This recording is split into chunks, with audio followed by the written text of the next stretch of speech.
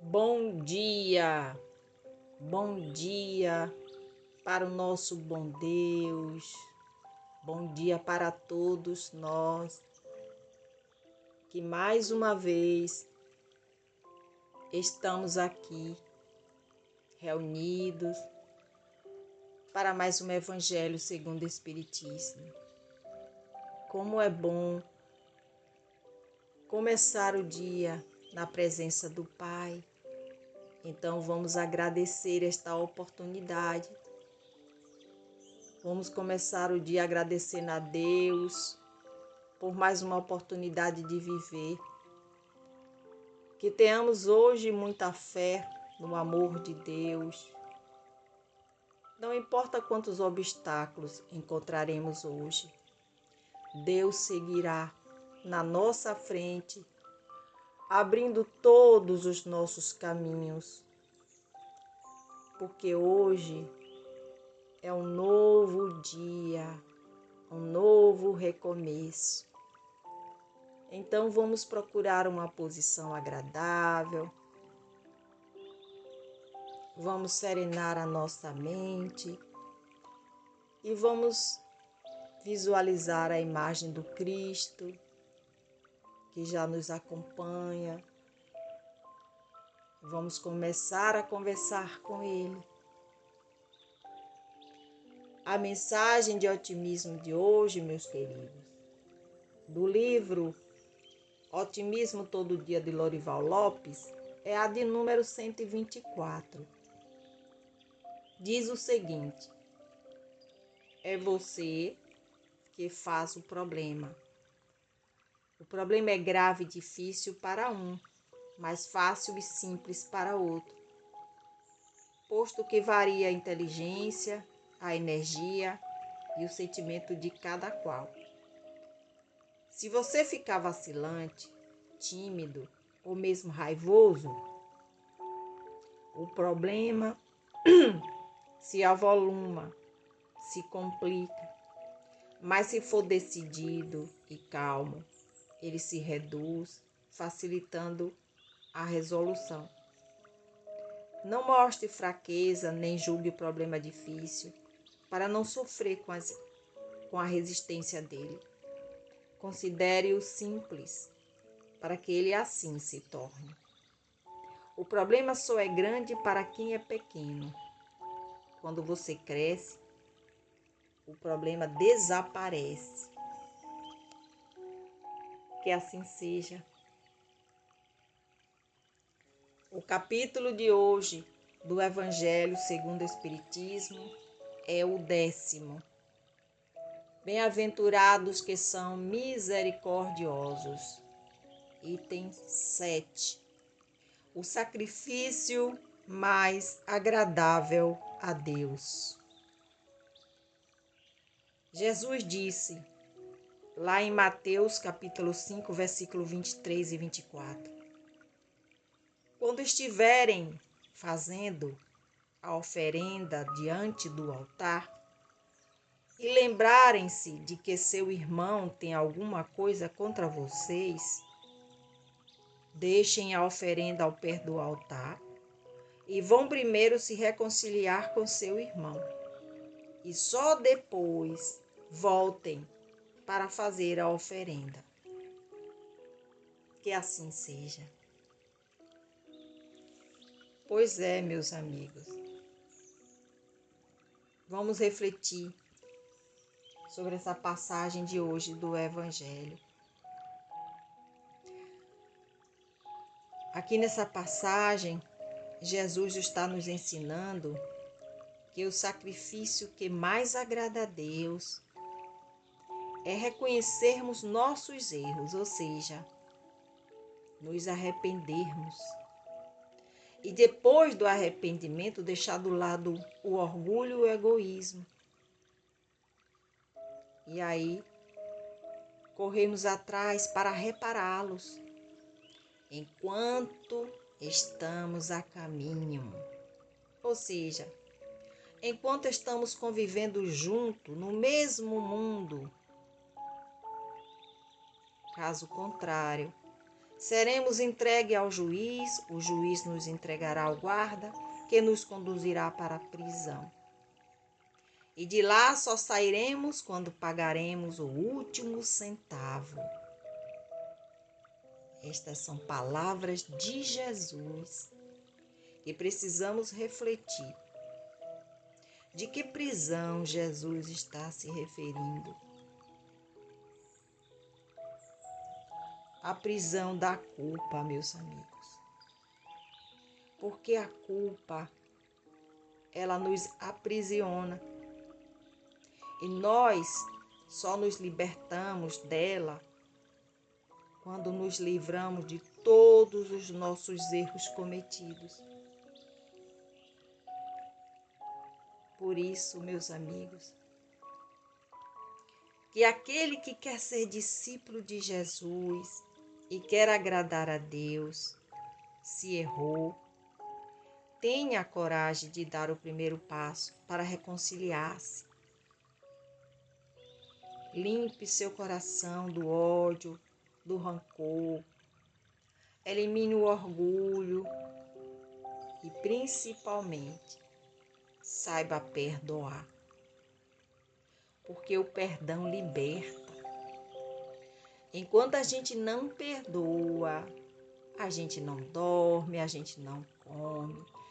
Na verdade, a gente não vive.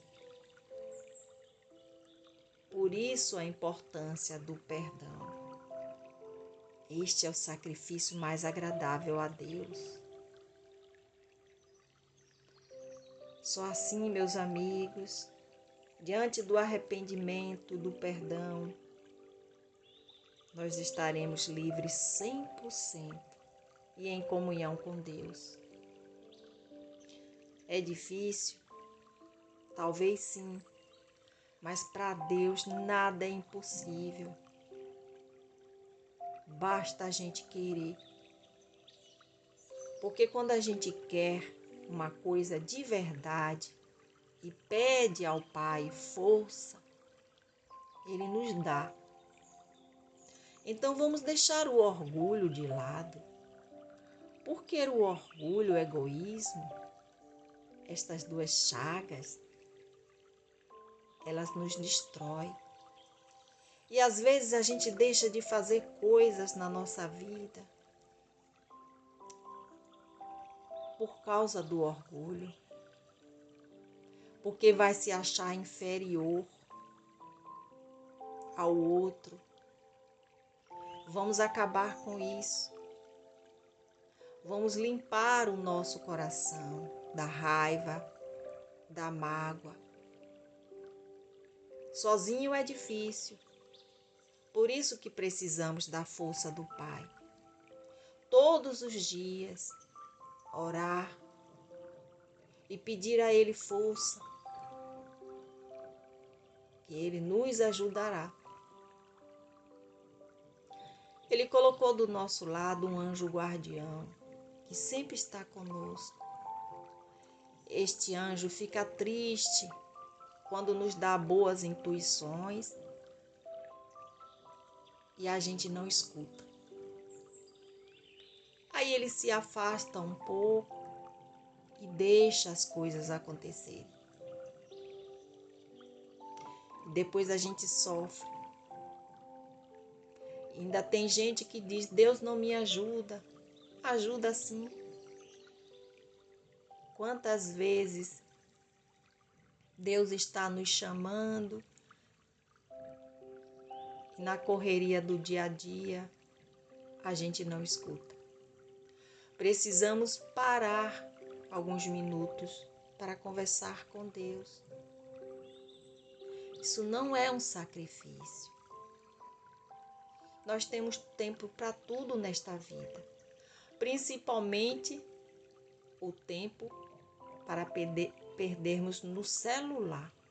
Quantas horas a gente fica no celular, com o dedinho para cima, só vendo mensagens e mensagens.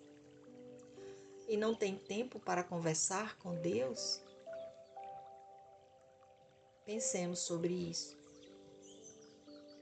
Que Jesus nos ajude nos dê força, para que a gente possa nos despertar enquanto é tempo. Bom, meus amigos, vamos agradecer a Deus por mais deste momento, por mais um ensinamento.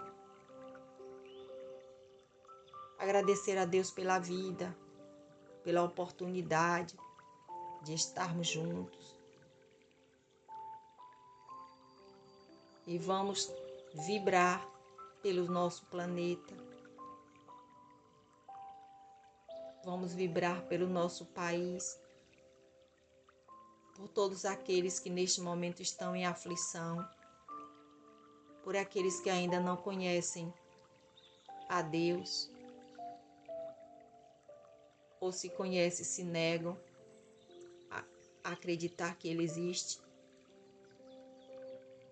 Vamos pedir a Deus que nos dê força para que a gente saiba perdoar, se arrepender, correr atrás, enquanto dá tempo, enquanto estamos aqui, para que a gente não sofra quando retornarmos para o mundo espiritual e lá ficamos presos no sentimento de culpa, pedindo a oportunidade de mais um retorno para reparar os nossos erros.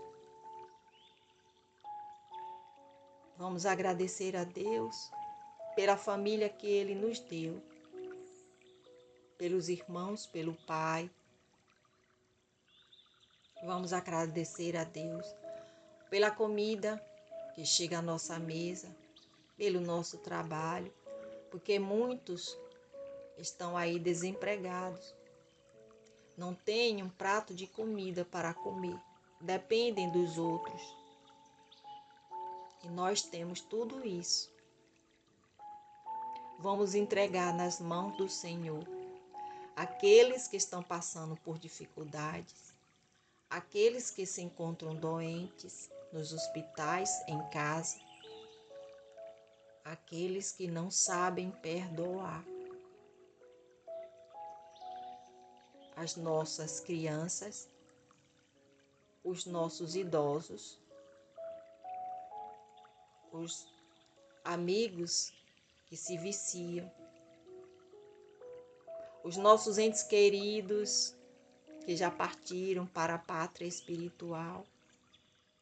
Vamos entregar nas mãos de Deus todos os nossos inimigos, encarnados, desencarnados, inimigos espirituais antepassados, de várias gerações, que Jesus possa iluminá-los sempre.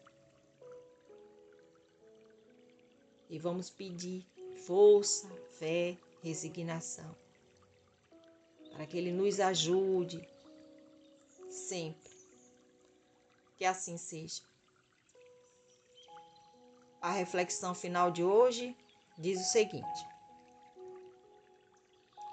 o que é que fazes? Sou cuidador de corações. Cuidador de corações? Sim. E o que é que faz um cuidador de corações? Quando os corações estão feridos ou magoados, precisam de alguém que os ouça. Eu ouço.